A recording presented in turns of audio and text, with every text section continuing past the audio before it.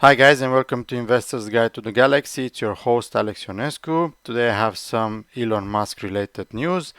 Tesla first virtual power plant event, a major success. SpaceX Starship first satellite launch contract. Let's dive right into it.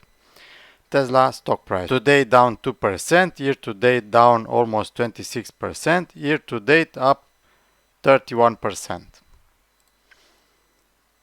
Tesla seeks manager to sell electricity in Texas, perhaps elsewhere. Tesla confirmed its emerging electricity retail business by posting a job opening for a product operations manager, retail electricity, on August 18th.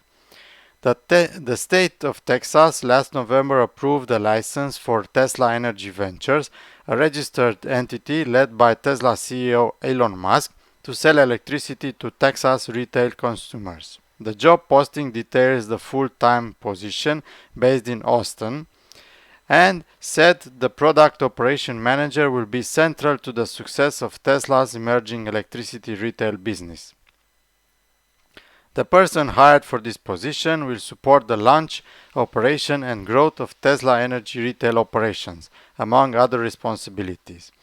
Regulatory filings from 2021 show Tesla Energy Ventures will be jointly led by Tesla Director of Regulatory Credit Trading, Anna Stewart, and Lead of Energy and Charging Products, Rowan Ma. The job posting indicates Musk is eager to further build out his empire in Central Texas, which is already quite sizable. Tesla Virtual Power Plant event major success.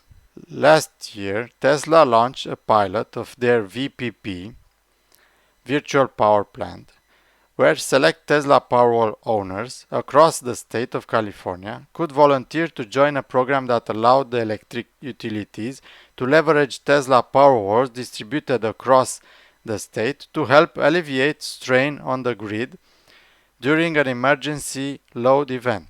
The idea would be that Tesla Powerwalls distributed across the state could not only help provide backup energy during emergency load events, but it could eventually help drive a sustainable future by alleviating the need for higher pollution peaker plants that are fired up during emergency load events on the grid. At the time, Tesla Powerwall owners who enrolled in the program would not be compensated for the power, but was enough to help provide out the system.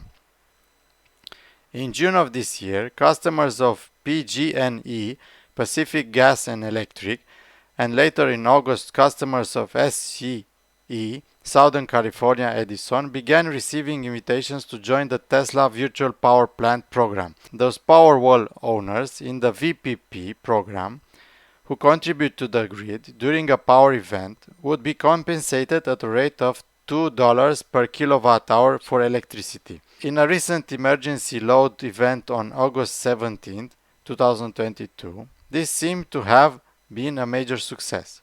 Prior to the energy load event, Tesla Powerwall owners were given an option to opt out or utilize their Powerwalls to stabilize the grid while being paid for doing so. As seen from tweets by James Locke and Calico, 268 homes selling 1,535 kilowatts to the grid from Powerwalls. And here Calico, PG&E, 2,342 homes, 16 megawatts at the moment over here. This is a huge win for a number of reasons.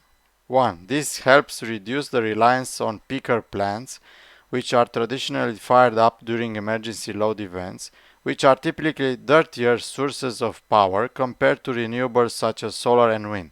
By reducing the need to fire up these plants and instead leveraging stored power that many Powerwall owners likely stored from their solar generation, we can significantly reduce reliance on dirty sources of energy. 2. This substantially helps improve efficiency of the grid in the future.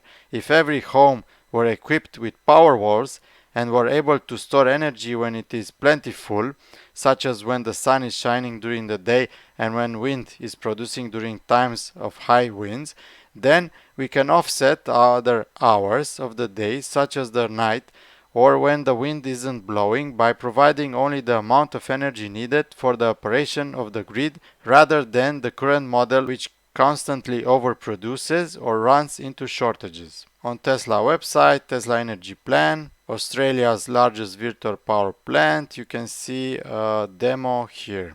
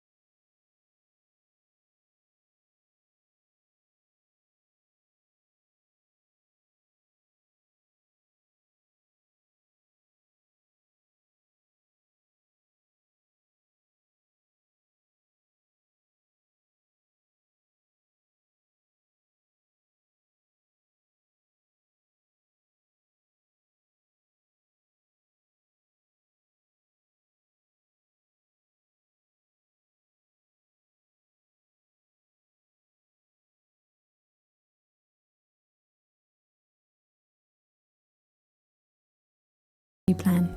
SpaceX next-gen Starship rocket wins first satellite launch contract. On 18th of August, Japanese satellite operator SkyPerfect GSat announced that it selected SpaceX Starship rocket to launch its Super Bird 9 satellite to a geostationary transfer orbit (GTO) as early as 2024. It isn't the first time that SpaceX or another company has floated the possibility of using Starship to launch paying customers' satellites, but SkyPerfect GSat appears to have become the first customer to sign a firm contract to do so. On Twitter, Alejandro Alcantarilla Romera said SkyPerfect GSat announced they have selected SpaceX Starship rocket to launch their Super Bird 9 satellite. Launch is scheduled to occur in 2024. In March 2022, an executive of mobile-friendly internet constellation startup AST Space Mobile told Space News that it had secured 2 launch contracts from SpaceX for its first operational Bluebird satellites, but had only firmly selected Falcon 9 for one. The second satellite, that executive noted, could potentially launch on Falcon 9 or Starship.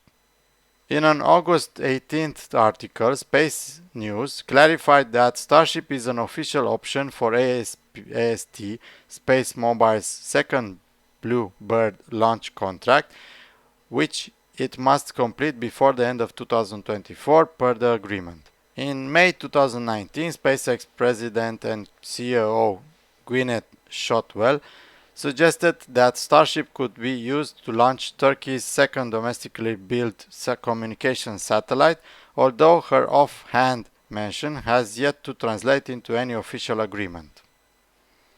In 2021, SpaceX bid Starship to launch NASA's tiny tropics weather satellite constellation, amounting to just 56 kilograms, for a price of somewhere between 9 million and 20 million. SpaceX already has plans to use Starship to launch much larger Starlink Gen 2 satellites, and it has a contract with NASA that should culminate in at least 2 Starship moon landings that will require dozens of launches to Earth orbit. According to an official payload user's guide released in 2020, SpaceX anticipates that Starship will be able to launch up to 21 tons to geostationary transfer orbit (GTO) without refueling.